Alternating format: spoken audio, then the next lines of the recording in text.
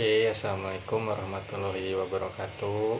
Bertemu kembali dengan saya Doni Ramada Jolia di channel Pejuang RSP. Oke, untuk kali ini saya akan membuat konten tentang apa itu hipotermia. Sebelumnya belum pada tahu kan? Atau ada juga yang pasti udah tahu hipotermia itu apa ya? Apalagi yang anak-anak gunung gitu kan, pasti udah tahu lah apa itu hipotermia. Jadi ada pembahasan sedikit mengenai hipotermia dari saya, dan ada pembelajarannya juga, yaitu bagaimana cara menanganinya dan bagaimana mengobatinya gitu kan.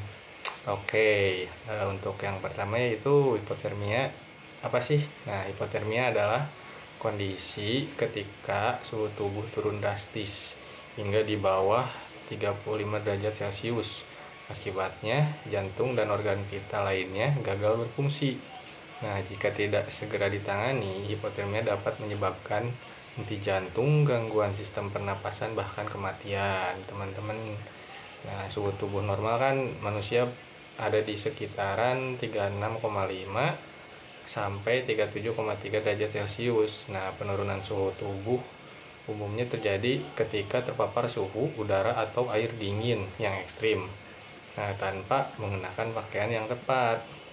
Jadi bila paparan tersebut berlanjut, nah, suhu tubuh dapat turun drastis dan badan tiba-tiba menggigil.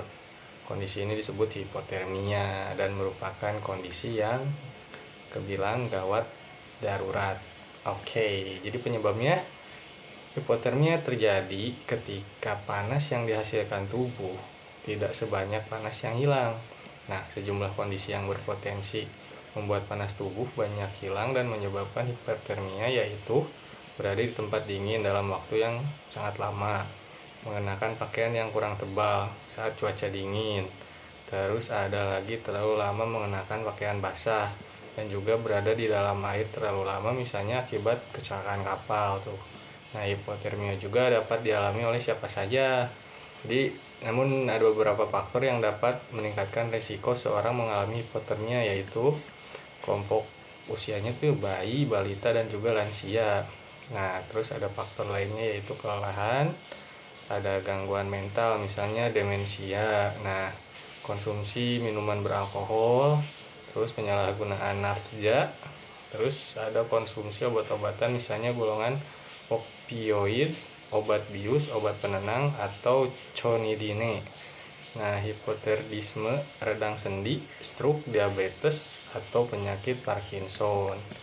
Oke, gejala hipotermia nih. Gejalanya bervariasi mulai dari yang ringan hingga berat. Nah, ini contoh-contohnya.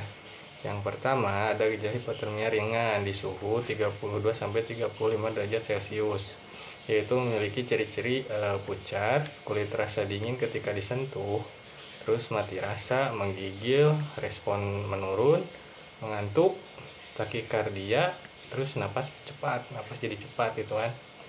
Nah, untuk yang kedua ada gejala hipotermia sedang, yaitu di suhu 20 sampai 28 sampai 32 derajat Celcius. Nah, ada inkontinensia urin, ada berhenti menggigil, napas melambat, denyut jantung melambat, ada tekanan darah menurun, dan juga penurunan kesadaran. Nah, yang ketiga nih, yang ini yang hipotermia berat, suhu di 28 derajat Celcius atau lebih rendah lagi.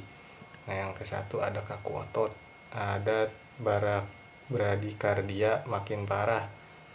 Bradikardia itu yaitu denyut jantung yang melambat ya.